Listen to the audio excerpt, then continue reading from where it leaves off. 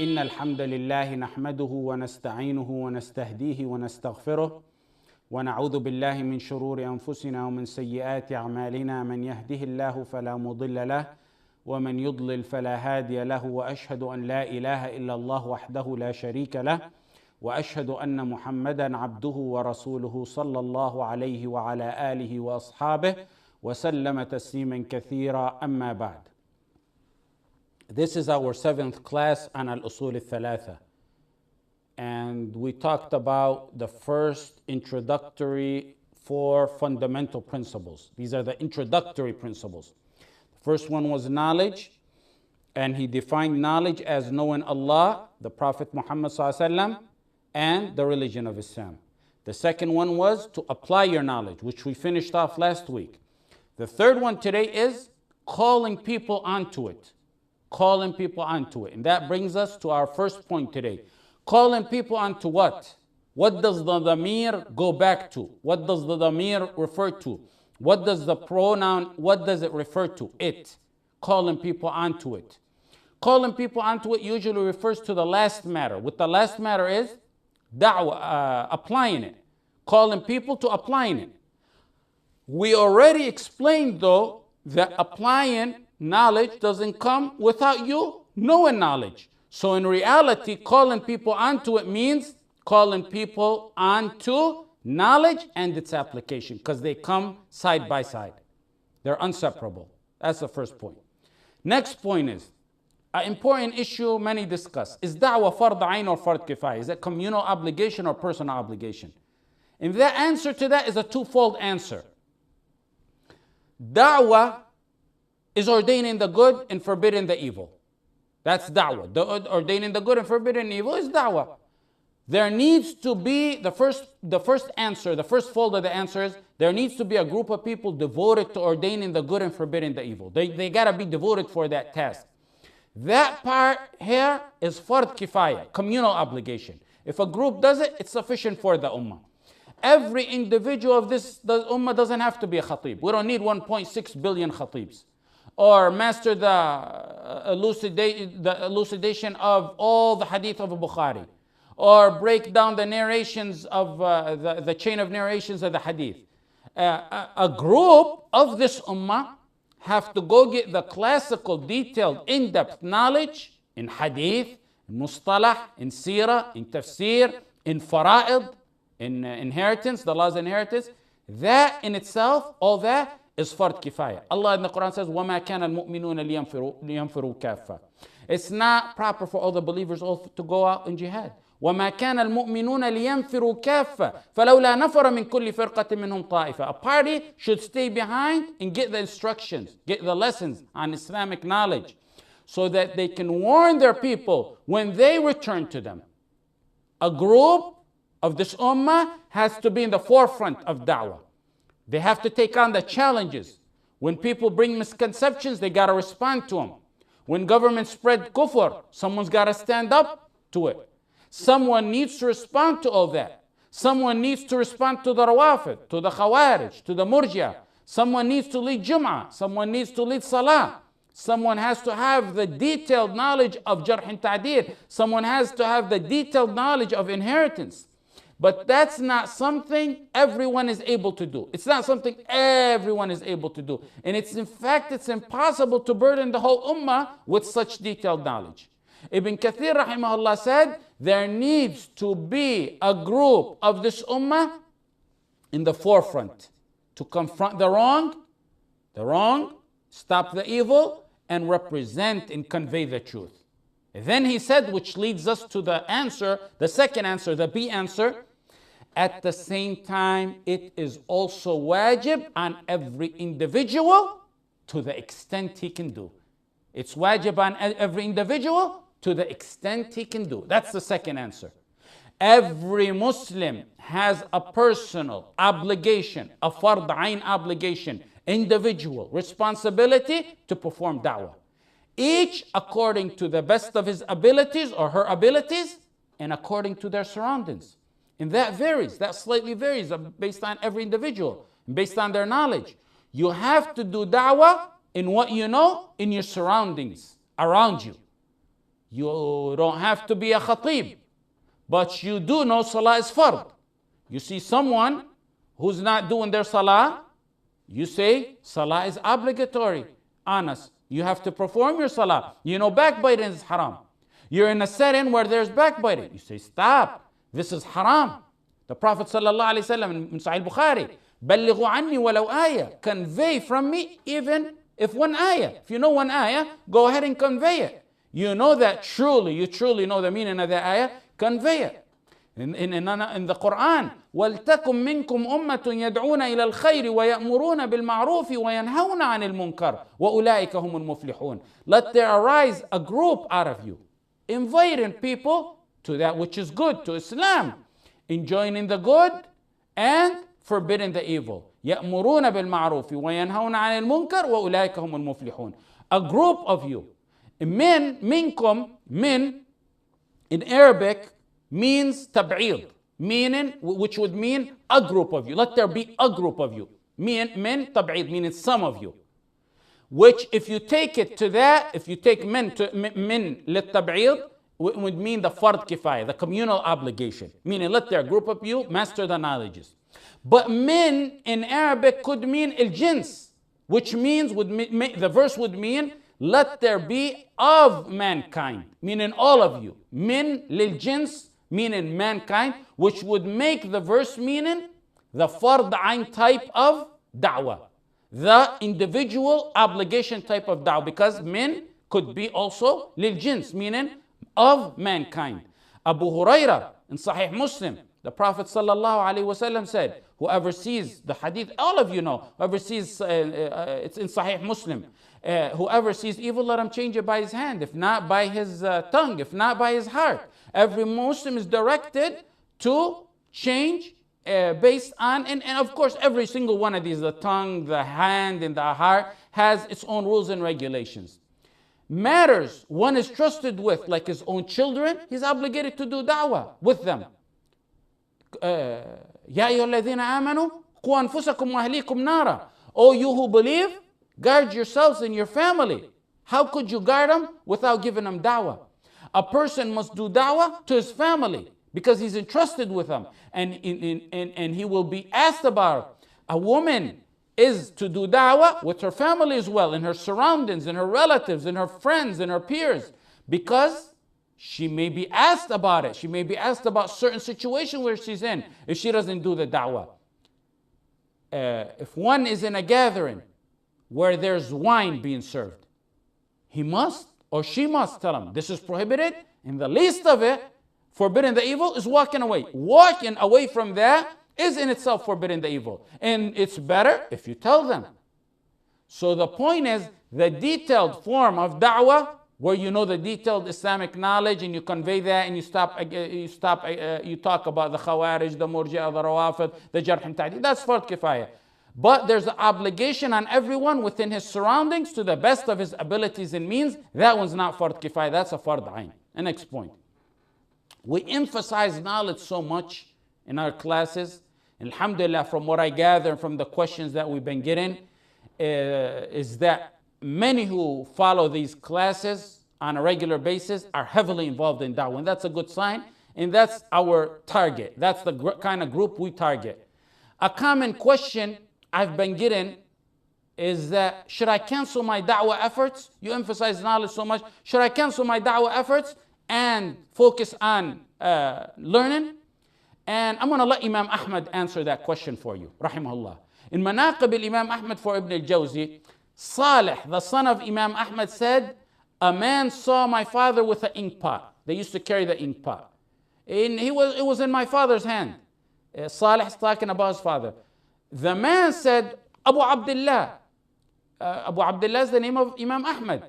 You've reached such a high status and position. You're the Imam of the Muslimin. You're Imam of Ahl Sunnah. Until when are you going to continue carrying the ink pot? And Imam Ahmad said, I'm going to take the ink pot to the grave. مع المحبرة إلى المقبرة. مع المحبرة إلى المقبرة. Muhammad ibn Ismail al-Sayyigh. Muhammad ibn Ismail al-Sayyigh. Al-Sayyigh means the one who was forger. He had a shop that he was a forger in.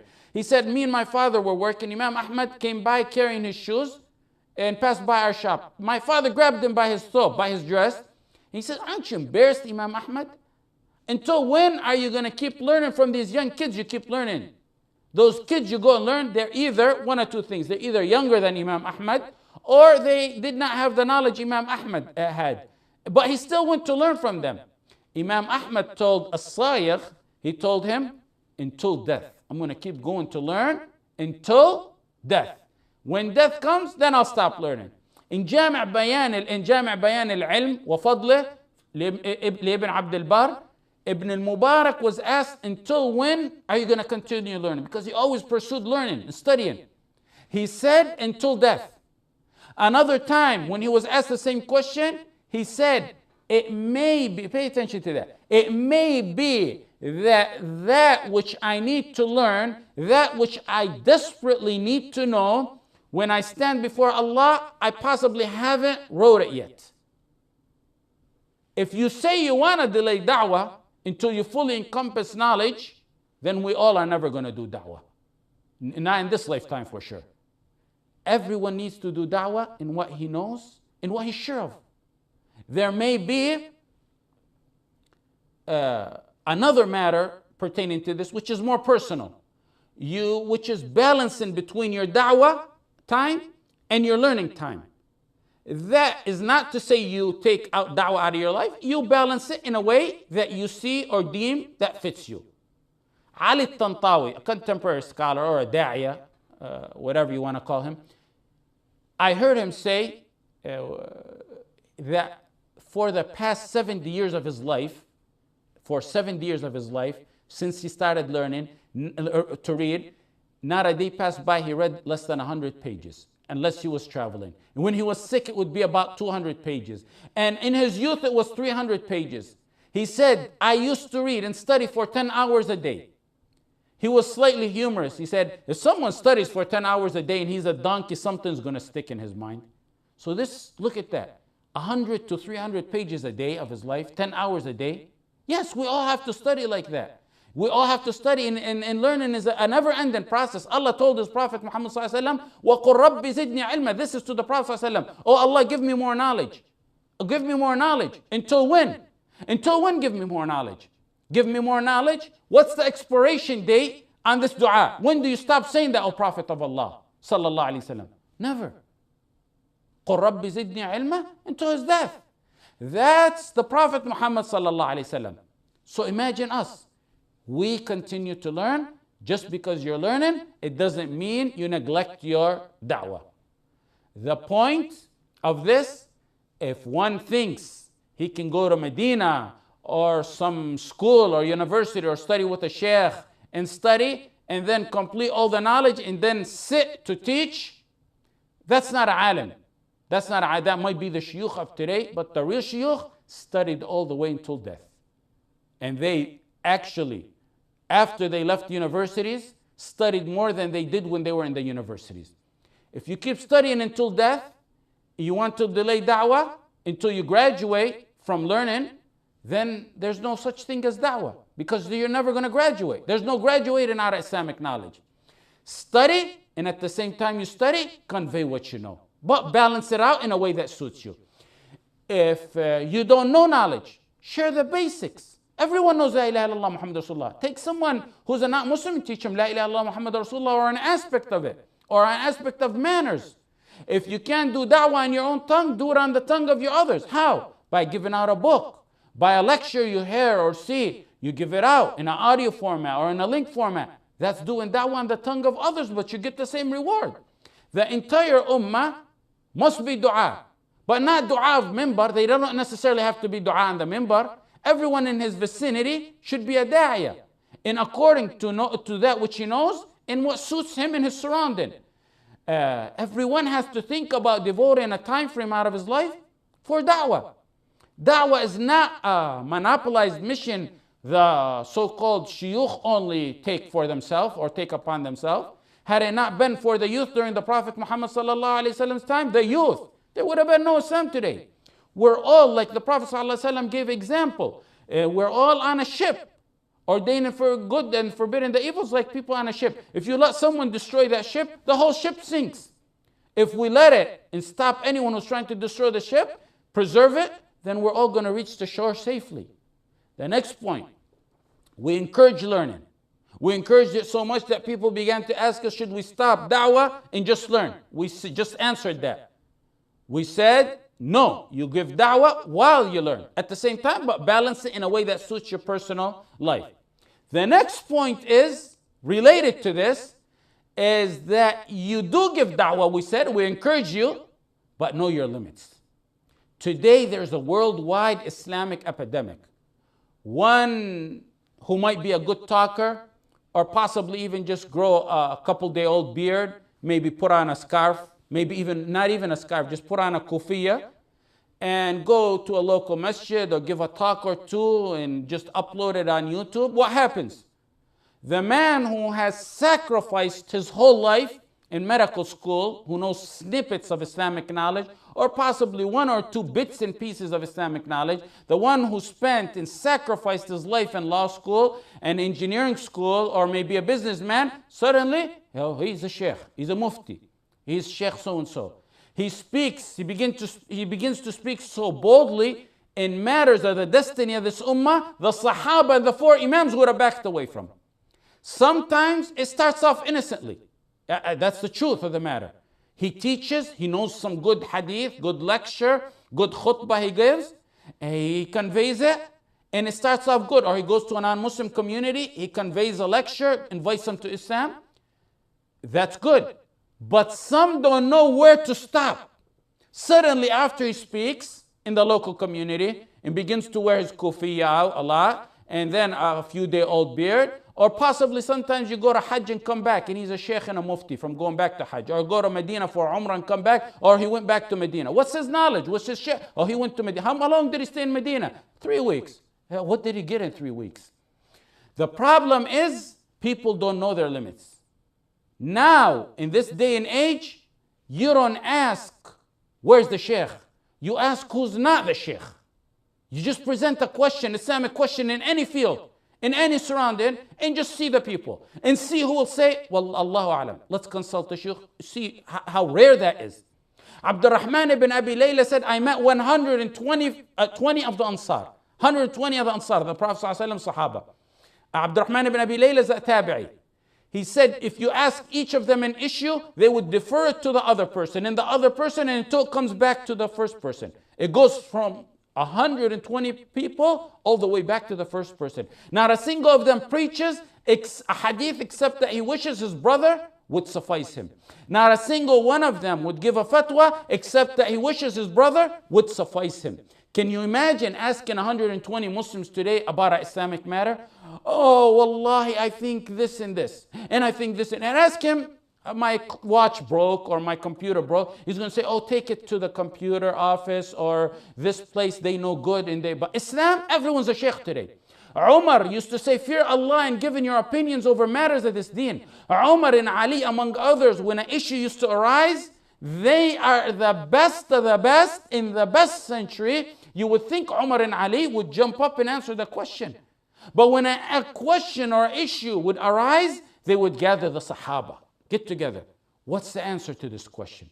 Maybe one of them heard a hadith the other one didn't know of. You think Umar and Ali, when they did that, they didn't know?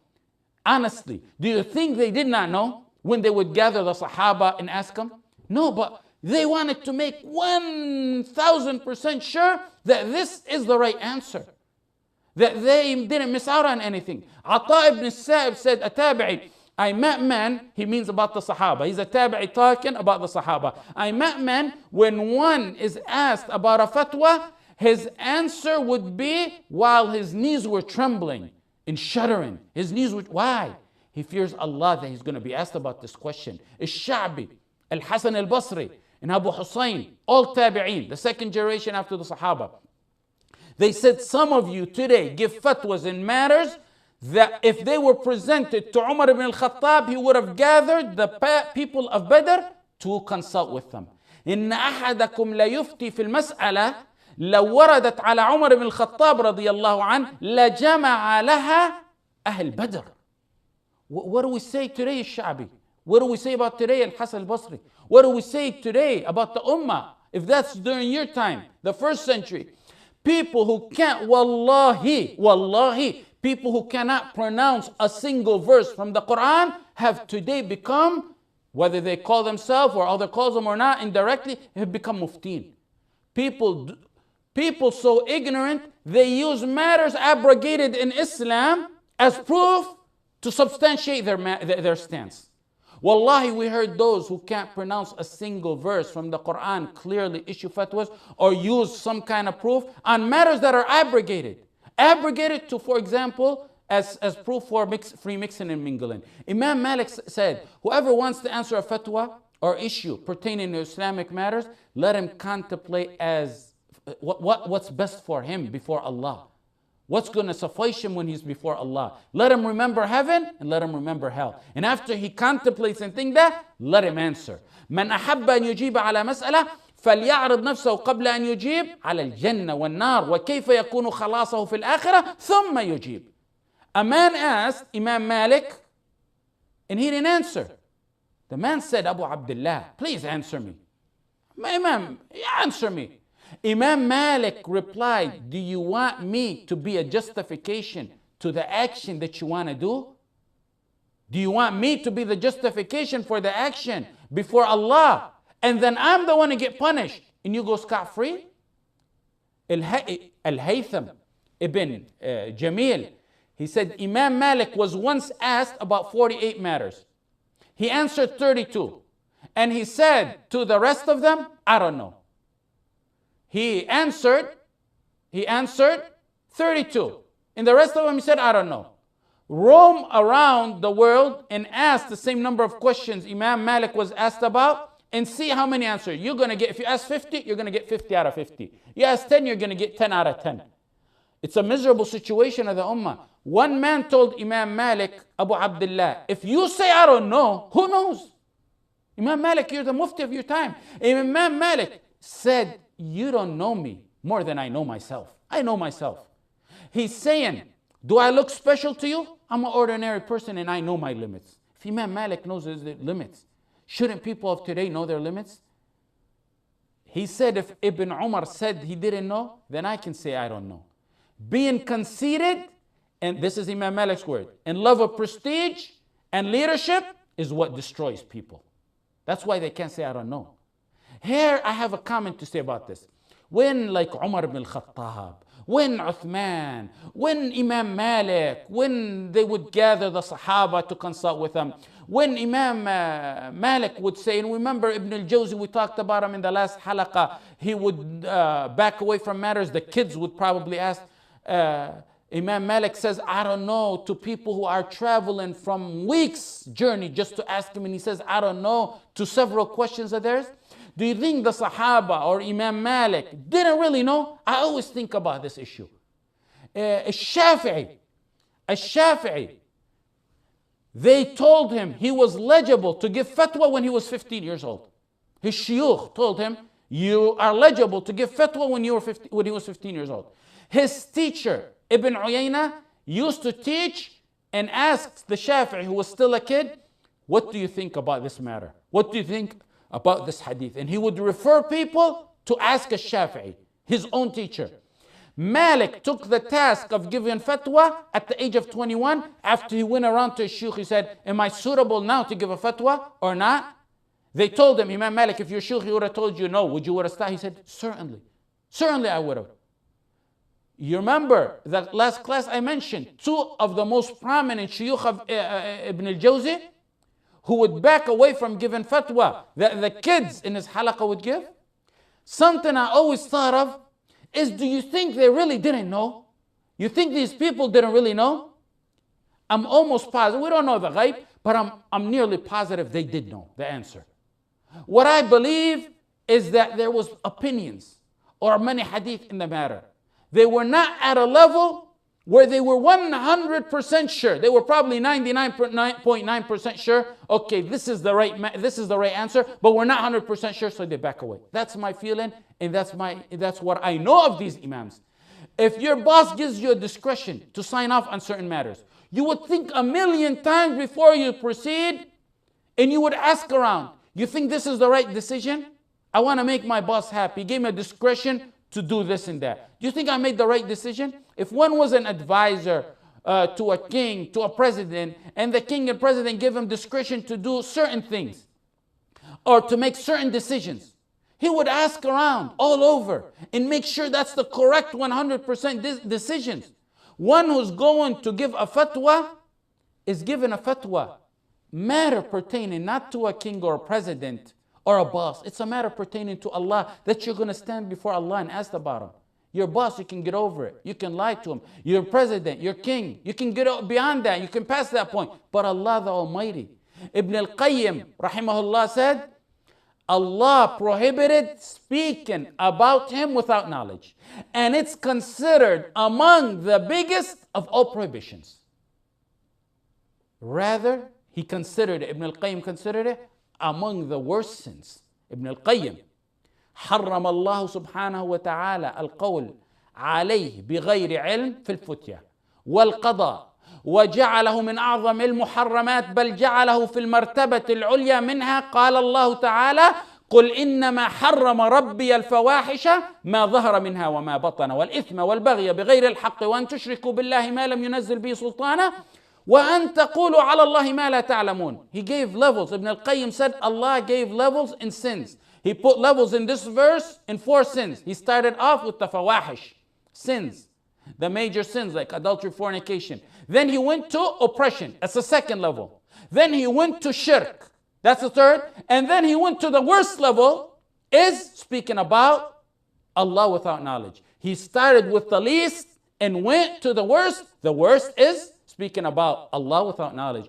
ولا تقولوا لما تصف ألسنتكم الكذب هذا حلال وهذا حرام لتفتروا على الله الكذب إن الذين يفترون على الله الكذب لا يفلحون. Atiq ibn Yaqub and Ibn Wahab said, they heard Imam Malik rahimahullah said, the Salaf and those before him never used to say haram and halal. They used to say we dislike this and we like that. You should do this and you shouldn't do that. They wouldn't use the term haram and halal. Because of the verse, قُلْ أَرَأَيْتُمْ مَا أَنزَلَ اللَّهُ لَكُم مِّن رِزْقٍ فَجَعَلْتُم مِّنْهُ حَرَامًا وَحَلَالًا قُلْ اللَّهُ أَذِنَ لَكُمْ أَمْ عَلَى اللَّهِ تَفْتَرُونَ. This is why many of the ignorant today, when they go and learn from the books, and I told you that is not the proper way of learning in itself, by itself, unless one has no teacher. They go and read matters that Imam Ahmad ibn Hanbal disliked that. When in reality that matter is considered by Imam Ahmad ibn Hanbal haram. But they wouldn't use the term haram. Some of the ulama wouldn't use the haram. This brought a lot of confusion to a lot of the students.